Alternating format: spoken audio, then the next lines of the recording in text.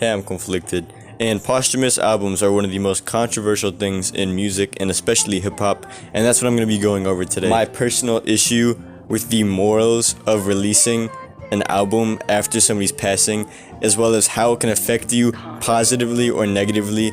Some legacies have been destroyed. I'm not gonna lie to you, we're gonna get into it, but before we get into that, consider subscribing. I upload music-related videos just like this 2 times a week, and you don't want to be late to the party, so consider subscribing now.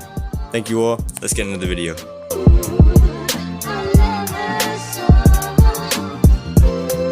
My first example here is going to be none other than XXXTentacion, and this man right here has had a massive rise. He was starting to blow up completely, and then all of a sudden, right before he had a big chance to emerge, he ended up passing away, unfortunately, which kind of blew him up a lot more, which is what happens a lot. A lot of people start listening after, unfortunately, when the artist can no longer make any more music.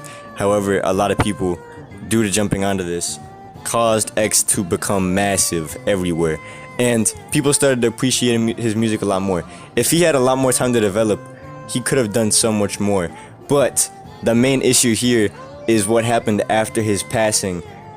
His label kind of sauced him. I'm not gonna lie to you, his label was uploading pretty much voice messages of like just small anything that they could get of X. They were scrapping for material, and they've been doing that for quite some time, and it feels like they're running it dry. It's kind of sickening, honestly. I feel like the label did a horrible job, and it honestly makes X's legacy as well as discography so much weaker than it was prior to his passing, and it's genuinely incredibly sad to see. I feel like another really interesting and talked about one is the Juice WRLD case, where he had so much leftover excess music after he passed away that they almost didn't know what to do with it. I also feel like they could have done a little bit better with it. They were really good at marketing it, and some of his posthumous albums are actually his biggest albums, except for his most recent, which was an incredibly small album and not really that loved, including me. I really did not like that album.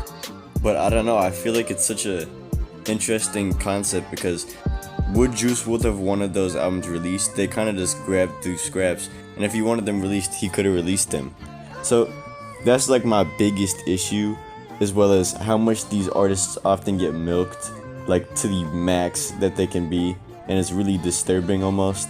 It's like people are just money hungry and they're using the most that they can. Yeah, some of the fans are happy that they're getting brand new music, but it's just interesting to think about. Is it okay for this person to release this music that's not theirs if this other person who they're releasing's music is no longer there to okay it? And whether they market it good or it all turns out good or not, I still feel like there's still some type of problem with it, unless they completely said prior that they wanted their music to be all released after they passed away, which I don't think anybody really did. But if I ever go down that music route and I have a bunch of music left in the vault, don't drop my stuff in albums. Let them know. If I ever make music and I'm dropping stuff, make sure to drop it in like a big conglomeration of all my songs combined, like a 1,000 songs in one sitting. And then like the album won't sell well, but it's just like the most artistic way I would want to do that personally. But there's also better cases of these albums, or how the way they get dropped, the posthumous music. Lil Peep wasn't horrible. They didn't like spam drop his music to the maximum, as well as Mac Miller, I think, is the best example of how it's handled after his passing. I'm pretty sure he was already pretty much set in stone that he wanted to drop that album, the first album that he dropped after his passing, and that album was just beautiful. It was a masterpiece. I can't remember if it's Swimming or Circles, or maybe both, I don't remember directly, but those albums were genuinely beautiful nonetheless, and I think it was a great combination of songs, and you guys gotta listen to that. But here's my thoughts. Those are my thoughts on posthumous music. What do you think about posthumous music? Tell me in the comments below. I love reading all your comments. But that's all I really gotta say. I love you all. I'm conflicted, and I'm out. Peace.